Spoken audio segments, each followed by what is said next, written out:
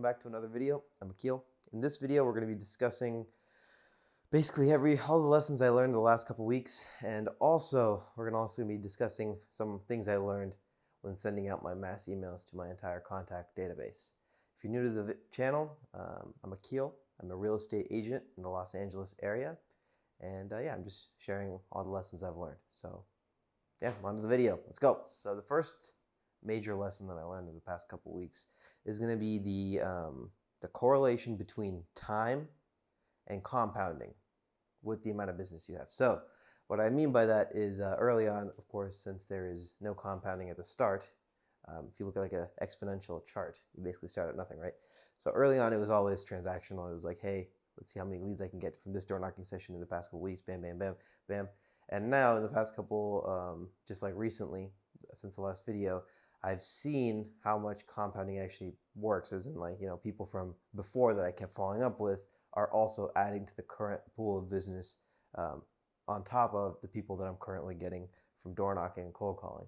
So basically what I'm saying is I realized how exponential this actually is. So if you have 5 leads, for example, and you get those 5 leads, let's just say in a week, and those are really good engaged leads.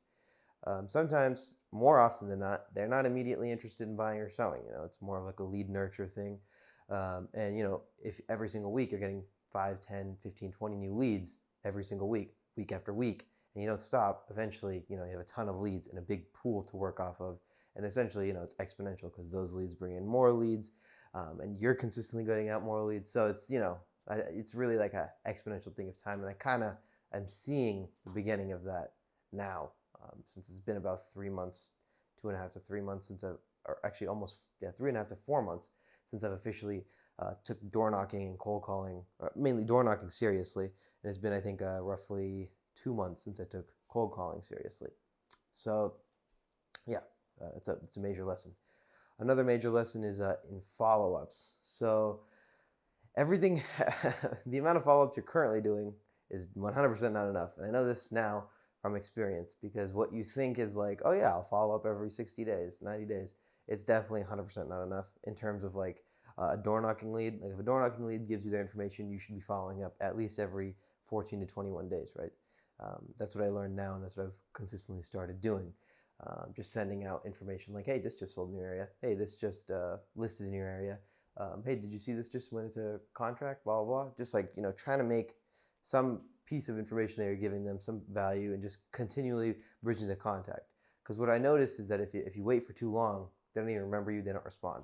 So you have to just continually like pound it every 21 days, every 14 days, boom, boom, boom, boom, just keep pounding it. And I noticed this with normal contacts and especially open house contacts too. You can't wait too long on those. You just have to keep pounding them every single day. Keep asking them, hey, you like those properties? Did you like those properties? Blah, blah, blah. Setting in more properties. And just like continue going at it. So whatever you think that you're doing is following up is great. Trust me, it's not. Because I used to, before, obviously at the start, I had no follow-ups at all. You just like meet them. If they said, yeah, I want to buy and sell now, that's the only time you even respond to them. But other than that, I didn't. And then I started progressively following up a little bit more, getting everyone organized, now having a system. And now, I feel like it's at the point where I'm basically, there's almost no cracks in the hole. If somebody has contacted me, they're going into a CRM, they're going into, or a spreadsheet of some sort. They're going somewhere so that I don't forget about them and so I can follow up with them again.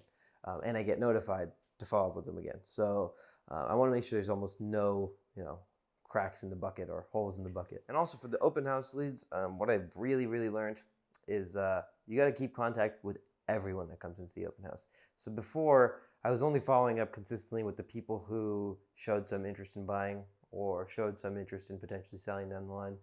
And basically everyone else, I was like, so all the neighbors, all the people who came in and didn't show too much interest, all the people who just walked by, who just saw the sign, I wouldn't follow up with them, and I wouldn't like try to get their contact information. I wasn't too I just wasn't, on the, like actually keeping up with them. And I think this is a major detriment. And now I've started to basically, every single person that comes into the open house, they will get a follow-up, including the neighbors. And initially I was like, okay, so what do I even follow up with the neighbors? There's nothing for me to follow up. But there's so many things you can follow up with. There's like, okay, yeah, this was just listed in your neighborhood. The property that you saw in the open house just got under contract. Whatever, just like this just got sold. there's a new rental listing in your area, whatever it is. There's just so many things you can say about the area. There's a new event in your area, really just anything.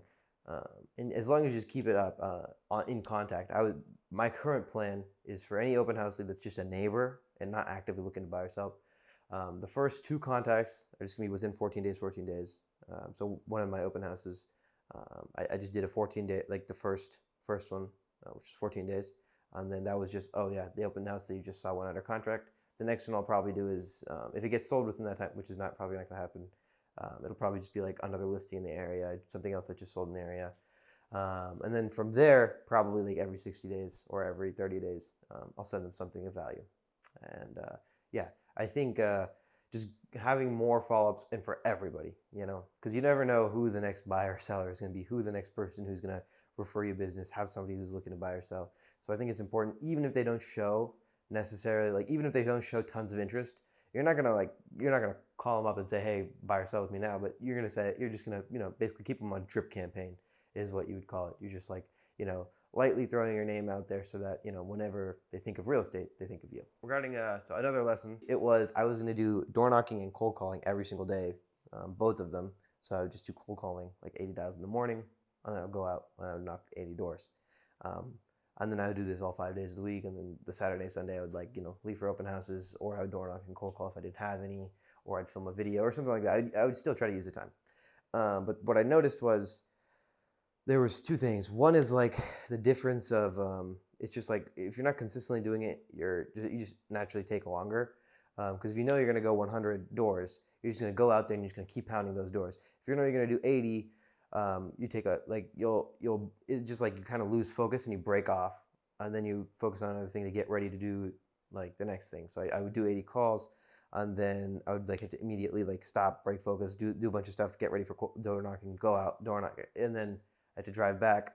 So I found that, and also commuting time is an issue because it takes about 40 to 45 minutes for me to get from here to West Hollywood. So it's kind of a pain, in total it's like an hour and a half that's gone every single day. So what I thought was the best idea was, okay, I'll do double the volume. So I would do 2 to 3 door knocking days, 2 to 3 cold calling days, 160 on each cold calling day, 160 on each door knocking day. And I found that was just too hard to maintain. It's really, really tough to hit 160 doors. I feel like anything past, because I did it, I think my highest now is 155, or 154. And I did that, and that day it was just so tiring, because you're just standing, because I had to go through straight basically twice, right? I went through straight, I had lunch, and I went through straight again. And it's just tiring because there's so much walking, and it's just it's a total pain to do that because it's hot and you're dry. And I feel like anything past about 100, 110, at that point it's depreciating returns because you're super tired. You're you're not as sharp as when in those first 100. So I feel like it's depreciating returns. Even if you get a good lead, I don't know how effective you are in actually servicing that lead, being enthusiastic, and doing all that. So I think past 100, it's depreciating returns, and you get slower, right? The speed that you walk with, you just you're fast for first maybe 90 to 100, and then you start slowing down because you're just tired. So that's what I noticed. The calls, on the other hand, yeah, about 160 is a fair volume. It takes about 3.5 hours to do that. That's not even that big of a deal because you're just standing there and doing calls. And yeah, so the calls, I kept it. So now my current method, because I found that doing double the days doesn't really work. My current method is 5 days a week. 3 of them are just going to be 100 for door knocking, 100 on those days. That's just a very reasonable target. And then for my cold calling, it would just be 160 on the 2 other days. So that way, I'm still getting a decent amount of volume in door knocking, 300 doors. And if my Saturday and Sunday is open, I'll do another door knocking day or cold calling day. And it's enough per week so I can hit my entire farm. And then I'm also supplementally doing cold calling, which is 160, 160. So of course, it's 320. So it's a decent volume of expired cold calls. And it's enough to, I can see the skill improvement, and I'm seeing myself getting better. So that's the current strategy. And this is probably the most efficient because, sometimes there is showings that get scheduled, other stuff that comes up, team meeting, all kinds of, just other things that are not just lead generation. There's also lead servicing. I have to devote times for follow-ups because my database has gotten so much bigger. There's a lot more people to follow up with. And, there's and there's a lot more people to service if somebody's looking for a couple of the rentals or like rental people that I helped, like almost like 5-6 months ago now, are now coming back and asking me for additional help, and then that also takes out time. I'm sending them properties. It's just like everything adds up. So I want it to be like basically the requirements for the plan is that it has to be I have to be able to service my clients and do it at the same time in the same day. So yeah. All right. So another major thing I learned this week is the importance of hard questions. So there have been many points, especially door knocking and cold calling, where I had the opportunity to, get the contact information, get the appointment, go for basically the close, right? Get the appointment, get the contact information so you can keep following up. But I was too fearful of losing the lead that I didn't even ask the question to begin with. So basically, like, the person showed interest, and they were like, yeah, I'm considering it, blah, blah, blah. I'm considering selling or considering buying. I've been looking for a little while, blah, blah, blah. And then at that point, they're like, yeah, I'll let you know if I'm interested. I'll take a look at this flyer, blah, blah, blah. And then at that point, instead of going for like, hey, can I get your contact information so I can follow up with you, send you some blah, blah, blah, blah. I'm like, okay, yeah, sure, no worries. Yeah, reach out to me, blah, blah, blah. And then I walk away. There's two different ways to go about it. And I think one, clearly, we'll have better results. That's, going for the kill, getting the contact information and, actually asking basically the hard questions. Yeah, can I get your contact information? Can we set up an appointment? You're just basically, pushing a little bit further, being a little bit more aggressive. And there's, I think that is a major lesson that I still need to work on it. There's certain times where it's like, the person doesn't show so much. They're not like totally interested. They're just a little interested. And it's like, you don't want to lose the lead and make them think you're, crazy, but you also at the same time want to get businesses. And I think in every single time I've reviewed, the cold calling recordings, every single time I should have went for it and I should have asked for the proper, like, an appointment to show them what I can do, their contact information, blah, blah, blah, just, so they can actually continually show them what I can do, how I can help them, and how I can best service them. And I think basically it comes down to the importance of hard questions. And this also goes into the importance of asking hard questions during the intelligence gathering phase. Basically, like, asking the right questions, like, okay, why did your house not sell, right? Or what was the issue? Is it because you're totally overpriced? Let's talk about that. Like, actually going to the places where there's like inherent conflict, but it's gonna end up biting you in the back if you don't just bring it up and discuss it. So I think, yeah, just the importance of having the hard conversation, or having the just doing the uncomfortable thing that you should be doing, and I need to work on it. And yeah, that's a major lesson. And I think the main thing is just the main focus of, I would say, the main focus I've seen in real estate, the main key determining factor between success and not success is just the amount of qualified leads that are actually looking to buy or sell that you have, right? I think it's really, really hard to be unsuccessful if you have tons of people asking you to buy, or like if asking you to sell their home, for example, right? It's like if you have 10 people that are like begging you to list their property, it's pretty hard to be unsuccessful. It's like if you have 10 people that really want you to write an offer for them on a property, it's really hard to be unsuccessful. So that's what my thing is. Like, the bottleneck is really just qualified leads that want to work with you. I think that's the major bottleneck that is, I think, the heart of the business that I'm slowly working towards figuring out. So yeah, another lesson I learned is in the past couple weeks. I really seen that it's actually possible. Like, early on, it feels impossible. Like, you're knocking on the first like 100,000 like many doors, and I didn't get a single lead. Nobody's reaching out to me, and it honestly made it feel like it was impossible. But especially in the last couple months, ever since I started getting better at it, I started getting like engaged leads that actually are looking to sell or are looking to buy, and I actually have been helping people, and I actually have been making things happen and getting progressively closer to a sale. I can literally foresee it. Like, if I continue on the path for many months, and I continue doing what I'm currently doing at the rate of progression that I'm currently having, it's unreasonable that I don't get a sale. So basically what I'm saying is I can see the light at the end of the tunnel. Yeah. All right, that's going to be all the lessons I learned since the last video, the effects of compounding and time. my new follow-up strategies that we went over, my time schedule now, we're not getting cold calling, the importance of asking the right questions and the hard questions, the uncomfortable conversations need to be had, and you got to go for the kill. And yeah, if you do enough work, eventually you'll see a light at the end of the tunnel, and I definitely see that now. So yeah, let's go on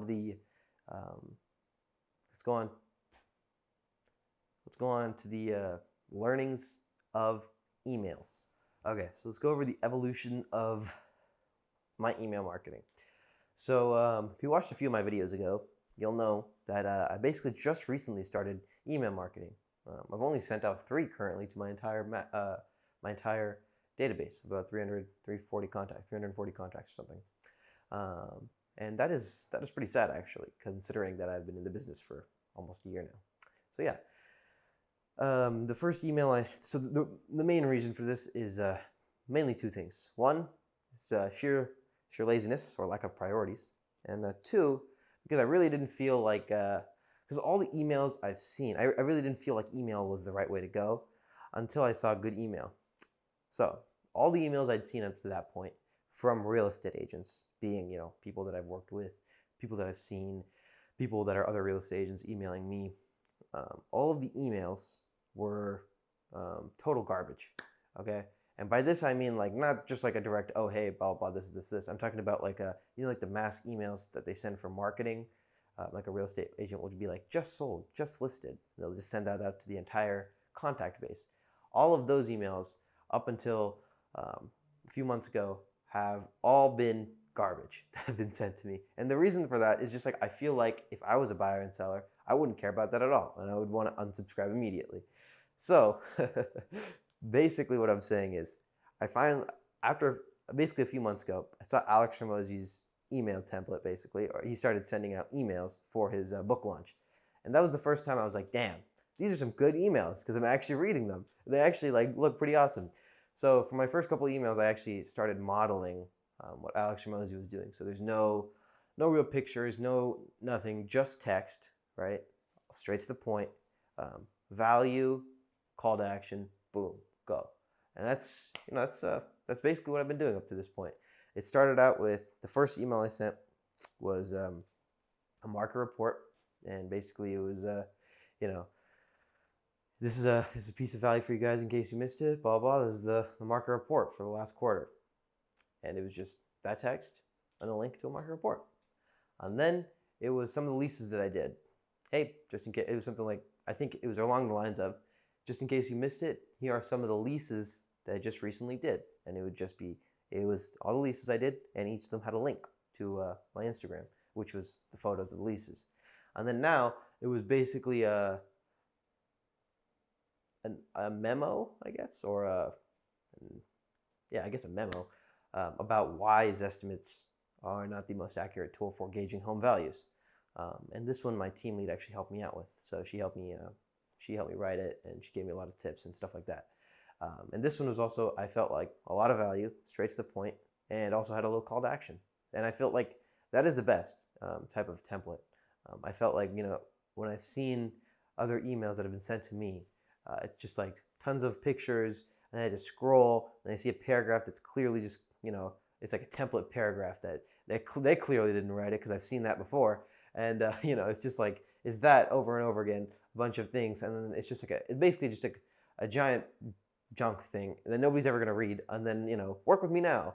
It's like, I don't know. I don't feel like that's, if I'm sending out that, I don't really think that's, something I should be sending. It's like not something of value. I always want to, I don't want to waste people's time. That's, I think, one of the worst things ever. So yeah, that's basically the evolution of the emails. And I think we should go over why I even need to send emails.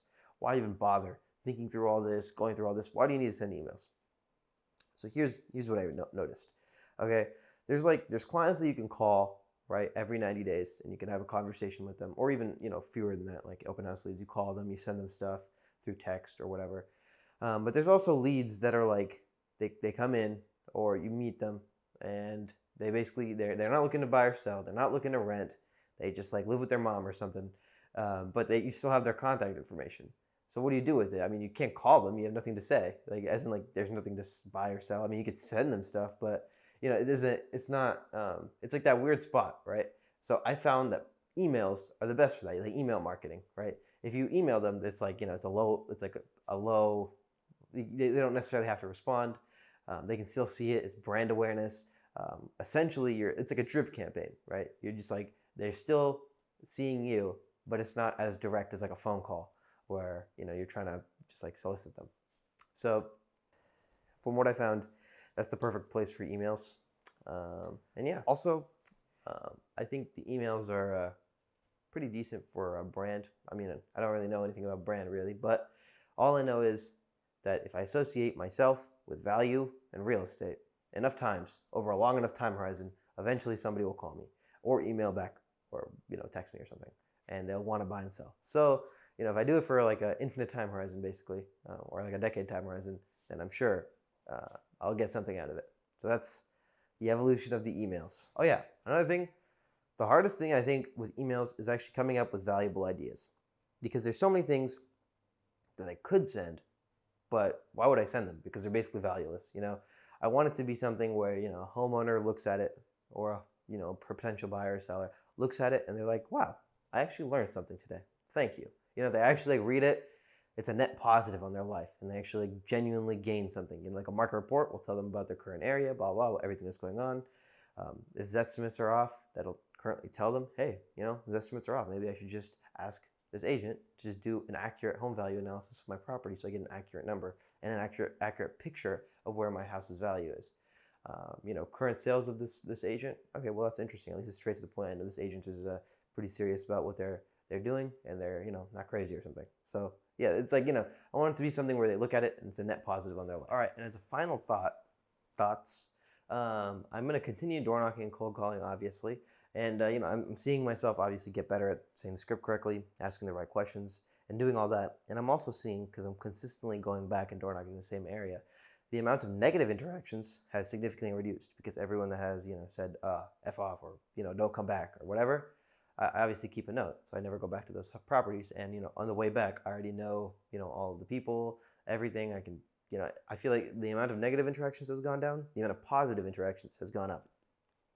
And yeah, I think it's definitely it's something that if I continue doing it, I think my thought process is in a 1-year time horizon, the amount I'll improve, gain skills of, and the amount of people that I'll meet and leads that will give me their contact information will just be an exponential.